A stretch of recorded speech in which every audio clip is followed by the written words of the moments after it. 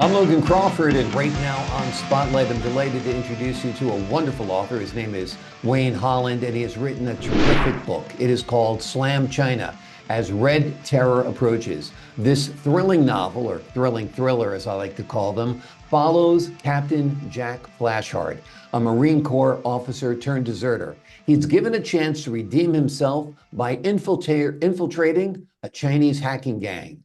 With freedom from his deserter status on the line, Jack forms a combat team and embarks on a high-stakes adventure to eliminate the threat. We're very happy to have this talented author join us here today on Spotlight. We thank our team at Atticus Publishing for helping us put him in the spotlight today. And we ask viewers like you to support writers like him by subscribing to our channel and by purchasing his wonderful book. The links are below this interview. Wayne, great to see you here today.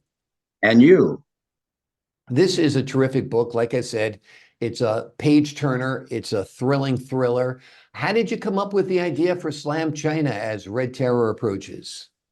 Well, I've been a mountain climber for a long time, and one of the mountains I climbed was Mount Elbrus in the Caucasus Mountains, and that is the subject of this novel.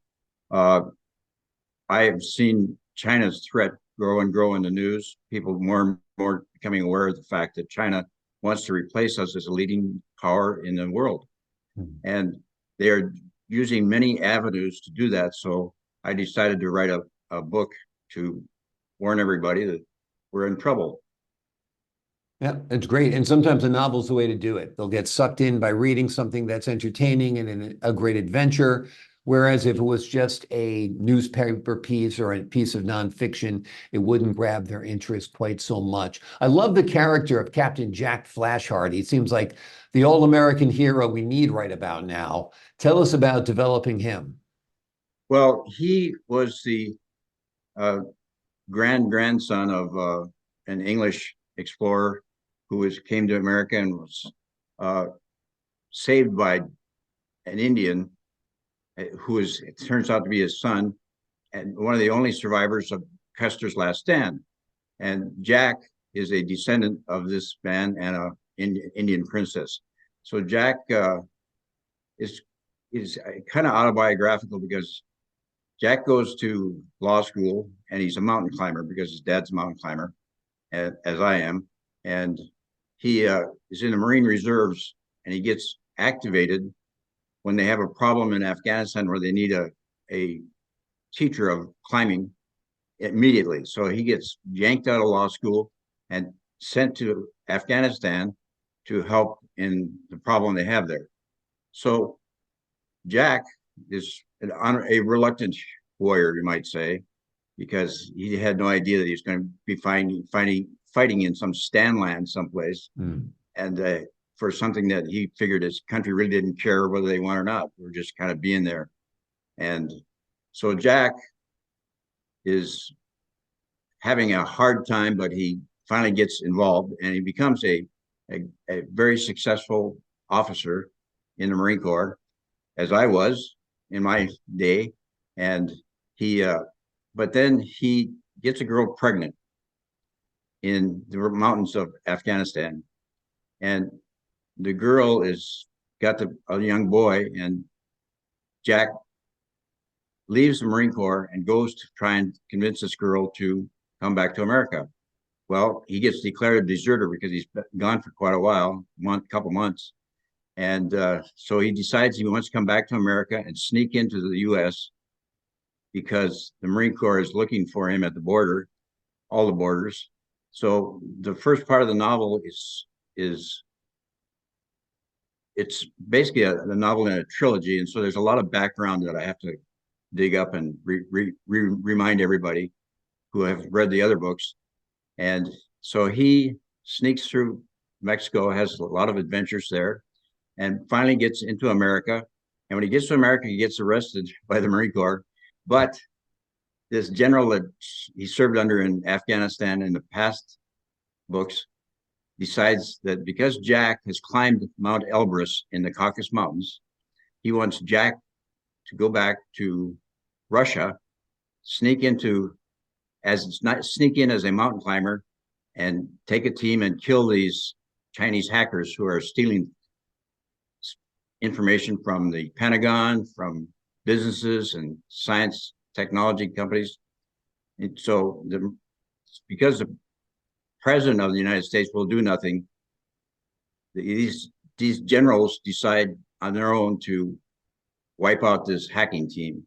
And because Jack has climbed Mount Elbrus, as I have, which gives a lot of authenticity to the novel, he sneaks into Russia and they wipe out the Chinese gang.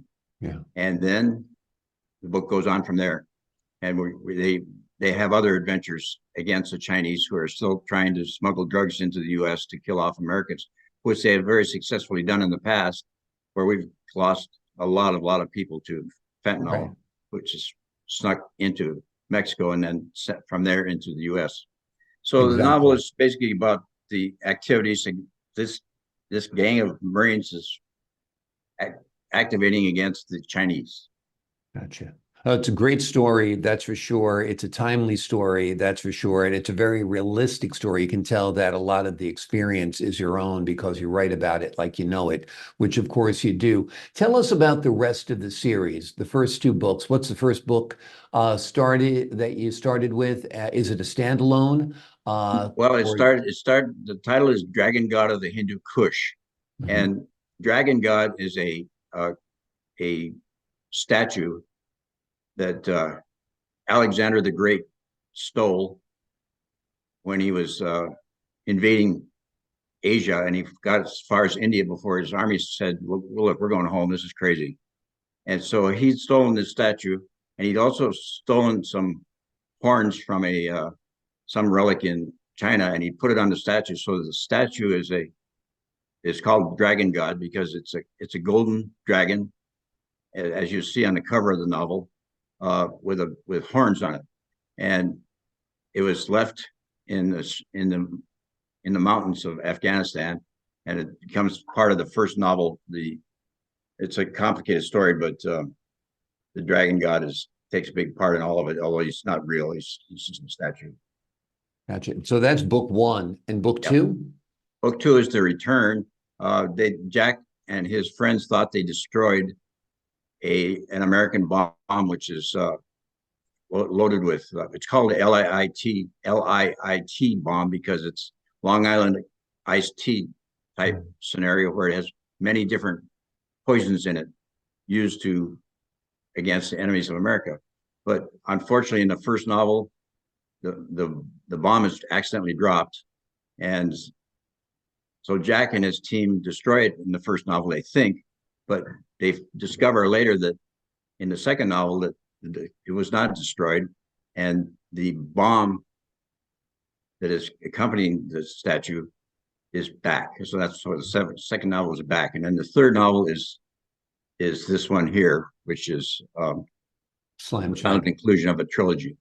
Yeah, wonderful. So this will be the last book, Slam China. Yeah. Yes. Gotcha. Now, if let's say Christopher Nolan or another top Hollywood producer or director were to come to you and say, we want to turn one of your books into a film, which book would you choose? Well, I've been called by two entities who want to do a script of this last book, Slam China. But I said, no, I'm not going to do that because I'm going to write a screenplay about my first novel, Dragon God of the Hindu Kush. Gotcha. And so it'd be kind of silly to start on the third novel if I really want to write a novel or a script about the first novel. Great. So that's your homework now. You're working on a screenplay on novel number one. That's correct. Excellent, excellent. And who would you star as Captain Jack Flashhardt? I'm not available. I know you want me. I've had certain offers, but most of the people want to be the villain. Yeah, that's always fun too. Sure. I would say that the actors I like are all too old now because Jack is in his 20s. So we got to find a young You need to find a young Tom Selleck. Yeah, or Tom Cruise. Yeah, exactly. That would be great. That'd be great. Well, it's really a fun ride, Slam China, that's for sure. And it's very, very timely. As you look at what's going on in the world with China now telling us they're going to reunify Taiwan, with China taking back Hong Kong, with China flooding our country with deadly drugs, with everything you buy in this country made in China. What the heck is going on? Well, you know, I noticed it about 15, 20 years ago. I was building, I'm a real estate developer. I was building some apartments in Texas, and the prices on all the materials were just dropping like a rock. And I couldn't figure it out. I started looking at labels, and they were all made in China. I said, how strange. And I drove up through New England for another reason, mountain climbing, and I noticed so many of the businesses were shut down. I said, "What's going on?" He said, "Well, they all moved to China. They shut down their factories in New England, and they all moved to China." I said, "This is crazy. Yeah. Why are we letting this happen?" And it's all because of the almighty dollar. Everybody's trying to do the best they can for themselves and don't care about what happens to the rest of us. So it's been going on now for a long time, and you may have heard a long time ago, "Let the sleeping dragon lie." Yeah. When they talk about China. Unfortunately, Nixon went to China when they were all riding bicycles on dirt roads, and now they got skyscrapers and they're driving Teslas on paved highways. So it all started with Nixon. Yeah. Yeah. It's started with Nixon, accelerated in high speed under Clinton, and maintains under the current presidency as well, where it boggles the mind. If you were going to put together some kind of strategy on how you deal with what is an enemy, with what is a brutal dictatorship, it would not be have them our greatest importer, you know? That's crazy. It's crazy. And they lend us money.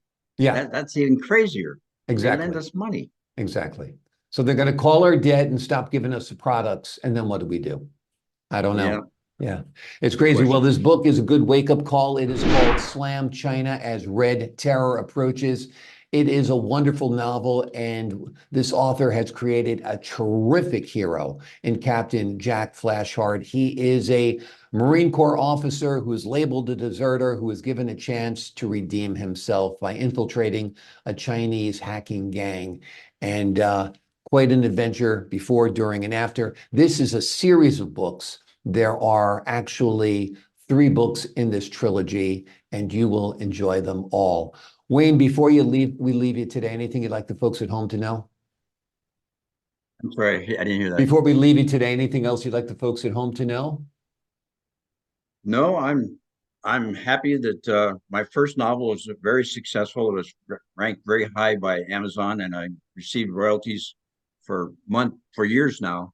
Great. And I'm hoping to have the same success with this novel. Absolutely. I'm glad to get the word out and help you along with that cause, because it is a great book. Wayne, thanks for joining us here today on Spotlight. And thanks to you, Logan. Appreciate it. My pleasure. To the folks at home, I'm Logan Crawford, thanking you for your time this time. Until next time on Spotlight.